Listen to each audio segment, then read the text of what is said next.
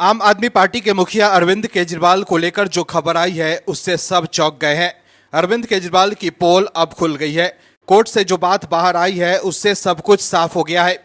दर्शकों, अरविंद केजरीवाल को अब सिर्फ अपने और अपने परिवार की सुख सुविधा से मतलब है। शीश महल हाथ से जाने के बाद अरविंद केजरीवाल बेचैन है कि कैसे भी करके वो फिर से बड़े बंगले में शिफ्ट हो जाए। अरविंद केजरीवाल जो आम आदमी बनने का नाटक करते थे वो अब एक्सपोज हो गए हैं कि अब वो कितने खास हो गए हैं। किसी सीएम ने 12-12 लाख के टॉयलेट सीट अपने सरकारी आवास में नहीं लगवाए होंगे। किसी सीएम ने करोड़ों रुपए के पर्दे अपने घर में नहीं लगवाए होंगे।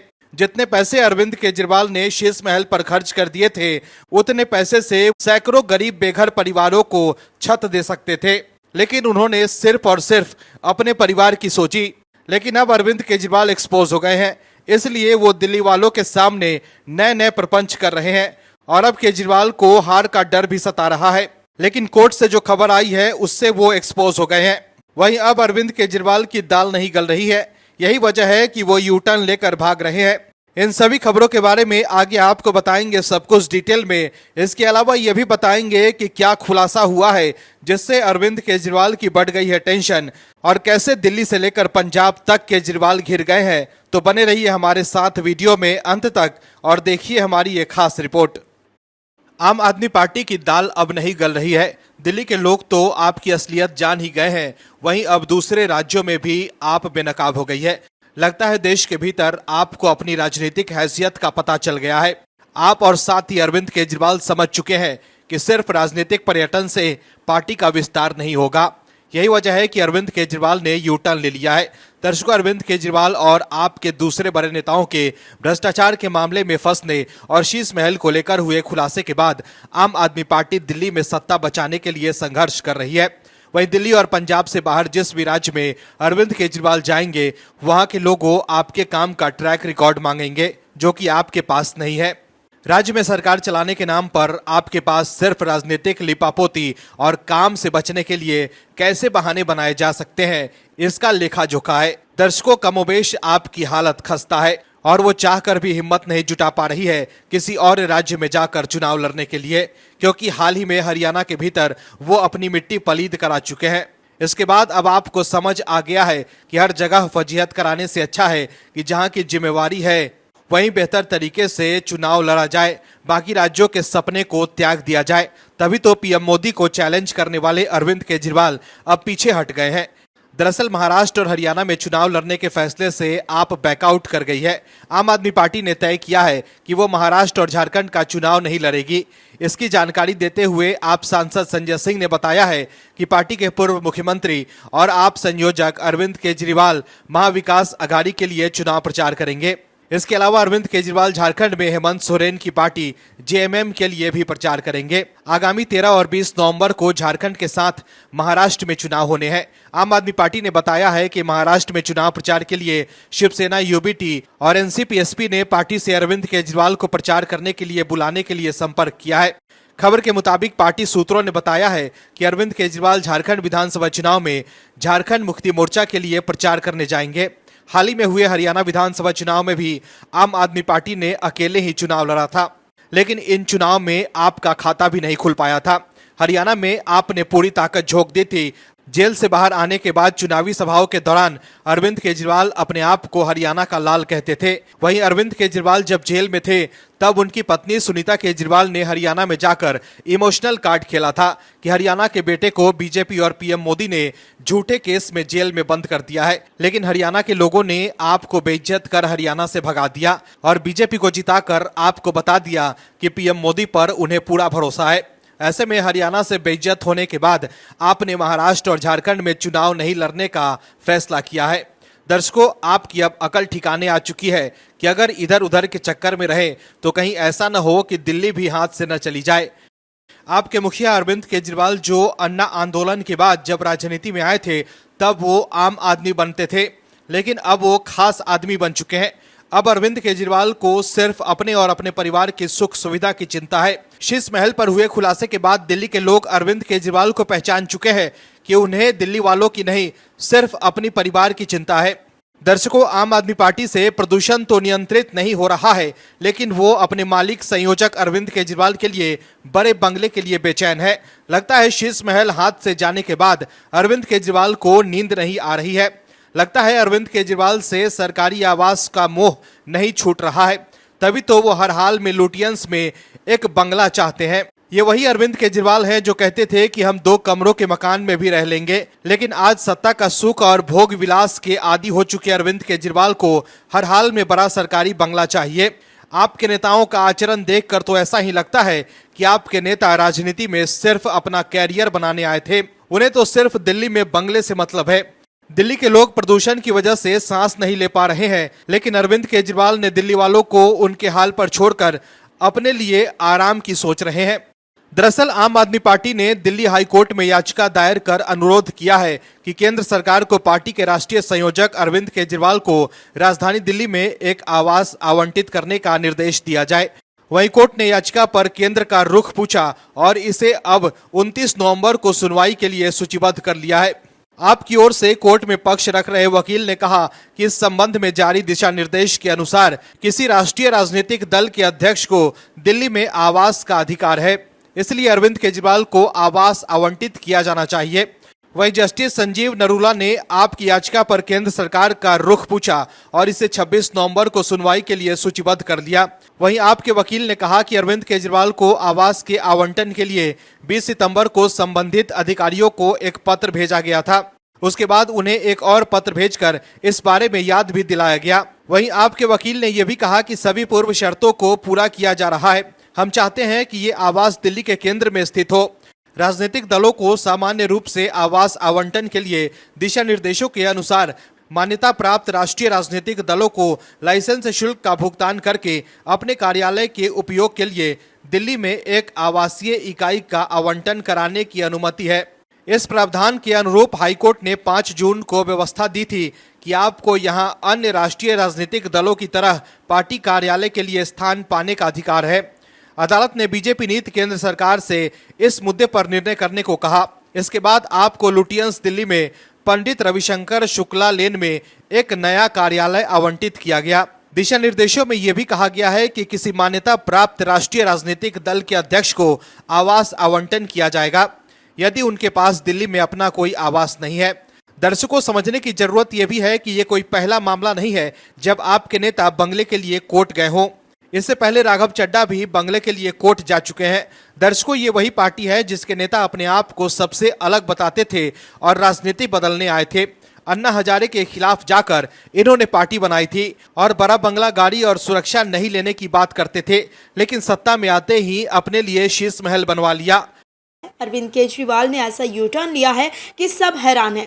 दर्शकों, जो लोग खुद कभी काम नहीं कर पाते हैं वो दूसरों के काम को नौटंकी ही बताते हैं। जो लोग कभी यमुना जी में डुबकी लगाने वाले थे, आज वो यमुना में दूसरों की डुबकी को नौटंकी बता रहे हैं। दोस्तों, अरविंद केजरीवाल का वादा था कि हम दिल्ली की यमुना को एकदम साफ कर देंगे, आप लोगों के साथ में भी उसमें डुबकी लगाऊंगा, लेकिन कहते हैं ना कि ना नौमन तेल होगा और ना राधा नाचेगी।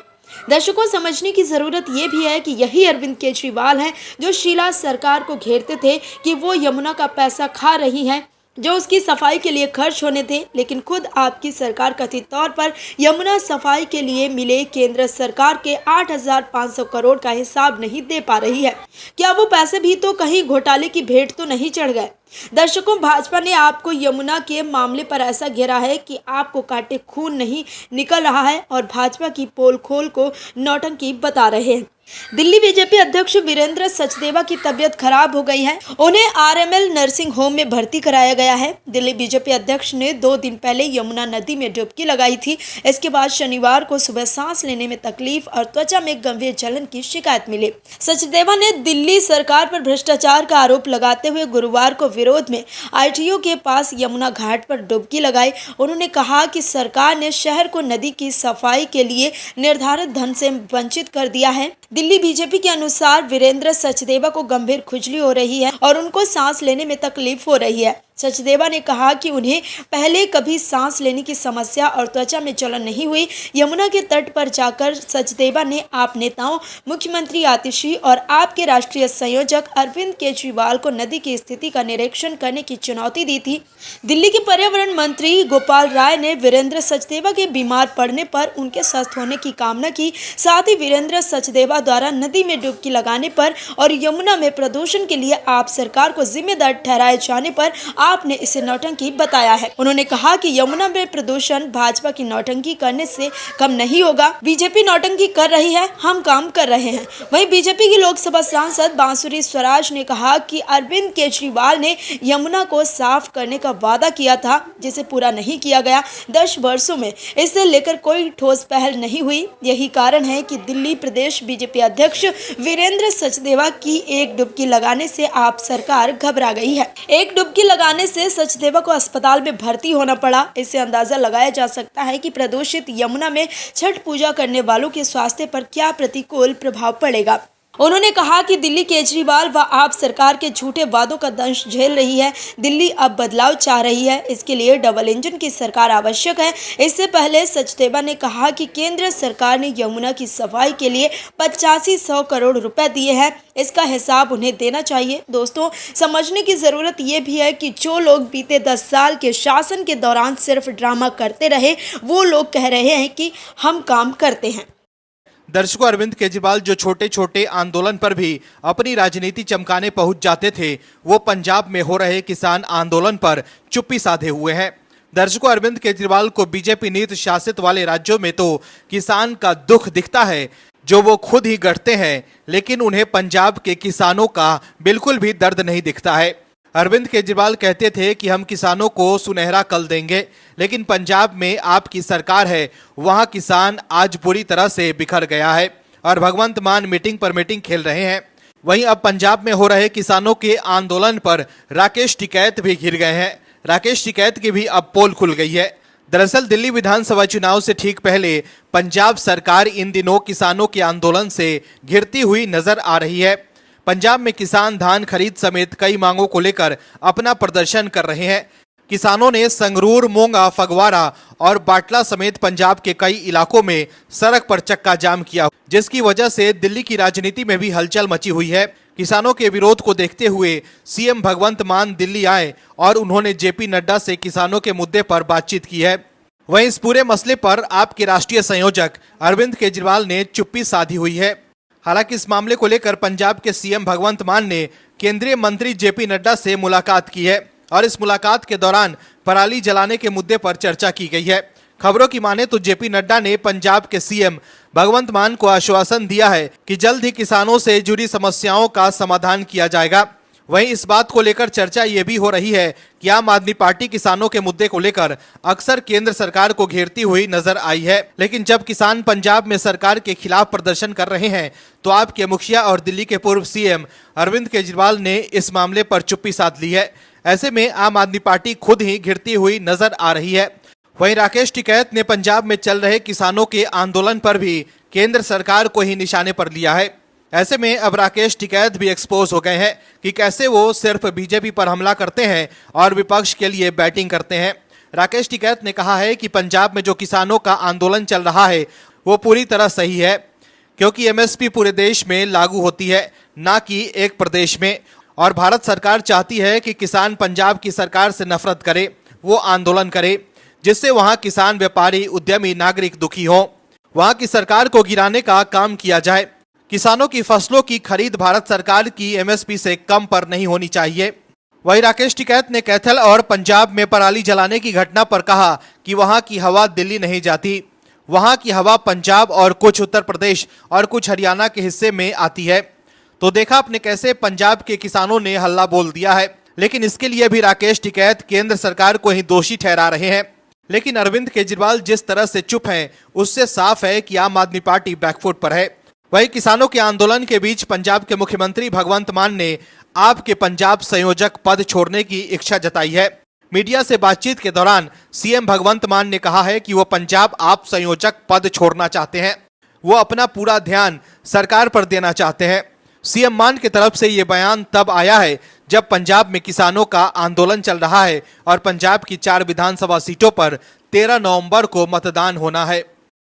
आम आदमी पार्टी को लेकर जो खबर आई है उससे साफ है कि अरविंद केजरीवाल और आपके नेता क्यों पदयात्रा कर रहे हैं। दर्शकों, अरविंद केजरीवाल समझ गए हैं कि उनका खेल खत्म हो गया है। दिल्ली में इस बार आम आदमी पार्टी का बुरा हाल होने वाला है। इस बार आपके लिए सत्ता में वापसी करना काफी मुश्किल हो सकता है। दर्शकों, दिल्ली के लोग अब केजरीवाल एंड कंपनी की असलियत जान गए हैं। यही वजह है कि लोग अब अरविंद केजरीवाल को टाटा बाय बाय बोलने के मूड में हैं। एक ऐसी रिपोर्ट सामने आई है जिसे देखकर लगता है कि आपके विधायक विधानसभा में सिर्फ हाजिरी बनाने आते हैं और बनाकर निकल जाते हैं। दोस्तों, दिल्ली में विधायकों के कामकाज को लेकर स्वयंसेवी संगठन प्रजा फाउंडेशन ने रिपोर्ट कार्ड जारी किया है। इस रिपोर्ट कार्ड में विधायकों द्वारा उठाए जाने वाले सवालों का आकलन करने के साथ ही विधायकों की उपस्थिति और उनके विधायक निधि के खर्च के आधार पर उन्हें अंक प्रदान कर उनका मूल्यांकन किया है।